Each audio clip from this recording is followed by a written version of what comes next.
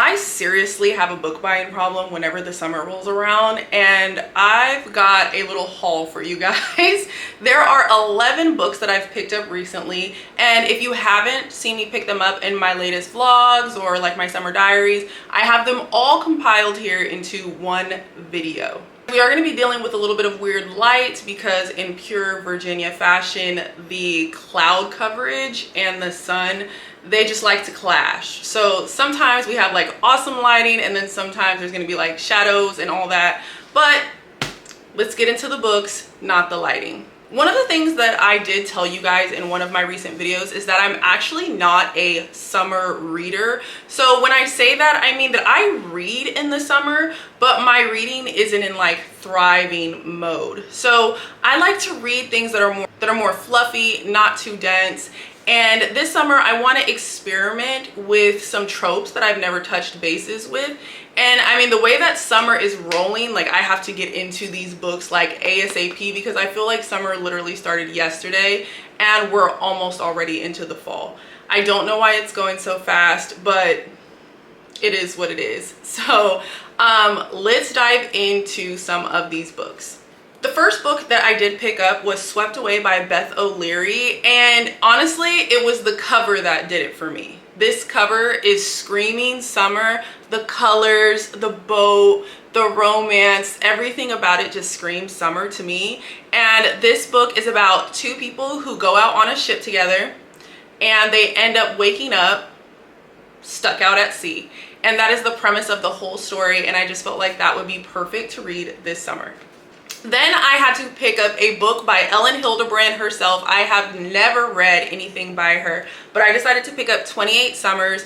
And the premise of this one was that there are two people who have been coming together for the same weekend for the past 28 years. And it's supposed to be a crazy emotional ride. And come on. I don't think of any other season except for summer whenever I see one of her books.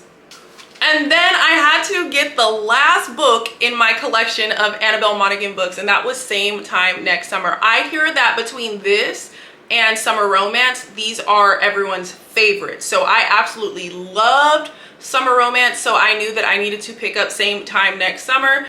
And this is supposed to be a second chance romance. I love a good second chance.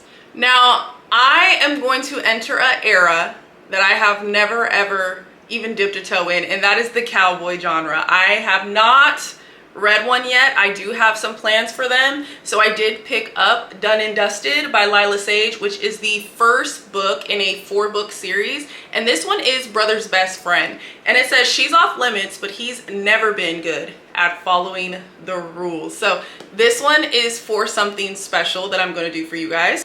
So obviously I had to get another one, and that is Off to the Races by Elsie Silver.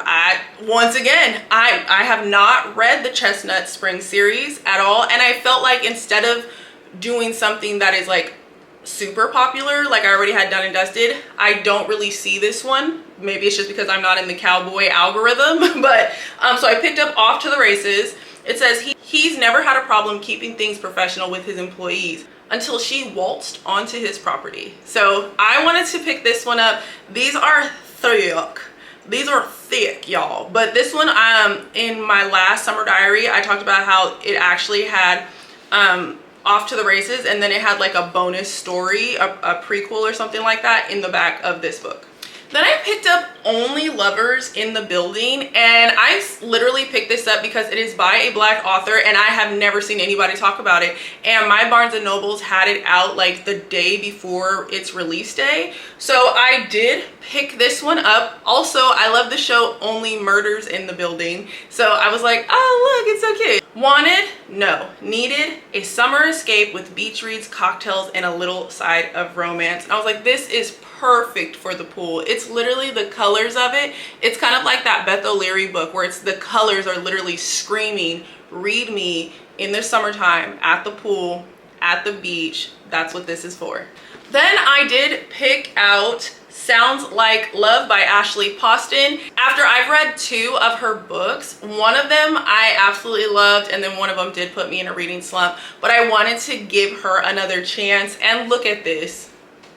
Hello. The Barnes& Noble's cover is blue, and I believe the regular cover is pink. So both of them are screaming summertime. It says, she can't get him out of her head. And the premise of this is, you know, Ashley Poston writes like, what is that, like magical realism stories. So this book, she's hearing a song in her head, like they're telepathically writing a song and hearing one another. So I thought the premise of that was really, really, really cool. And I mean, she's a beauty. And I went and picked up Out of the Woods, and I didn't realize that this was the second book in a series. So then obviously I had to go pick up Out on a Limb, because let me switch because the lighting.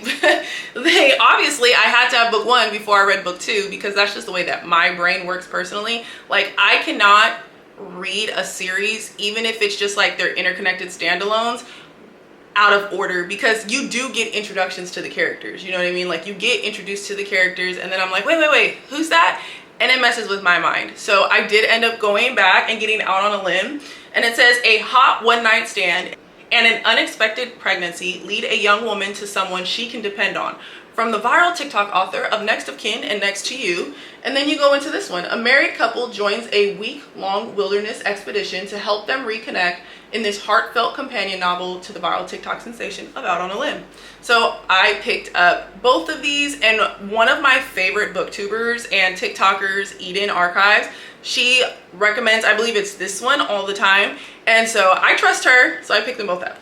And then next I picked up Good Girl's Guide to Murder. I believe this is like a booktube, TikTok, book talk original, and I finally want to get to it. And I feel like this is a great way to transition kind of into the fall. You know, like thrillers and mysteries, they just scream that season to me. Y'all see what I mean? The lighting is doing stuff. Like, I'm gonna be like super bright over here. Over here. Anyways, let me scoot over a little bit. There we go. So a Good Girl's Guide to Murder finds someone who is trying to investigate, I believe it's the death of her friend, and it was believed that was her boyfriend who did it, but was it really?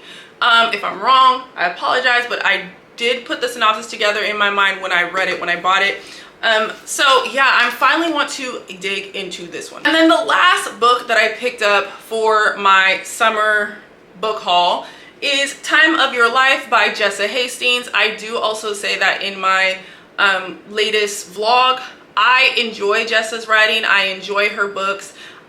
Please don't come on here and bully me about however you feel about Jessa Hastings and about her currently. I love her writing. I love her books.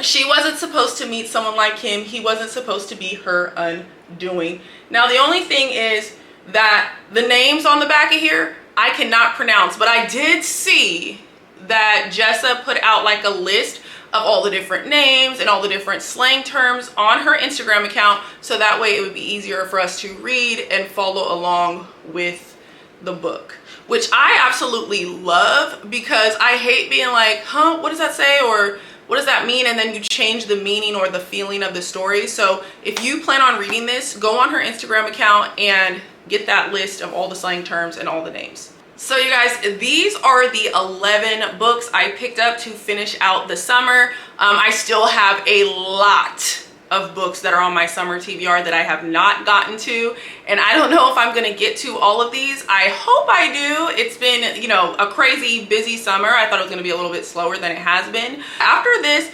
I believe that I am going to go on a book buying ban. Yeah, I did talk about that as well. I'm thinking for August and September, I will probably be on a book buying ban. Now, if you catch me out buying books, mind your business. Mind your business. I am planning to intentionally not buy books for August and September. My husband's in the military. He's leaving to like go in the field and things like that. So that's not just kind of like on my priority list. 11 books. Will I read them this summer? I do not know. If you guys have picked up some interesting summer reads, or if you're gonna go on a book buying ban, let's talk about it. Let's talk about why. Let's talk about the fact that book shopping and book reading are two totally different entities and can become two totally different hobbies. Until I see you guys next time, happy reading.